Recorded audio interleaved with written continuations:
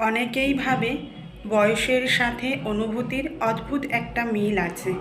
বয়স বাড়ার সাথে সাথে অনুভূতিও কেমন যেন ফ্যাকাশে হতে থাকে। তবে সত্যিকার অর্থে অনুভূতি যদি তার মূল্য না পায়, তবেই তার রূপ পরিবর্তন হতে থাকে।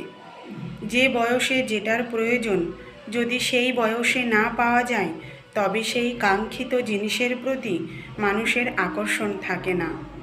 অনুভূতির উপর প্রভাব পড়লে হয় সেই অনুভূতি তীব্র হয়, আর নয়তো ক্ষীণ হয়ে যায়।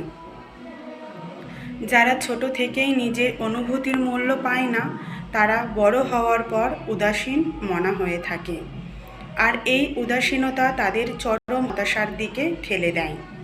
অনুভূতি খুবই মূল্যবান একটা জিনিস। এই অনুভূতির বলেই মানুষ ভালোবাসতে শেখে, হাসতে শেখে, মায়া করতে শেখে, সহানুভূতি আর সমানুভূতি কাজ করে মনে। আর যখনই মানুষ তার অনুভূতিতে আঘাত পায়, তখন সে পুরোপুরি নীরব হয়ে যায়।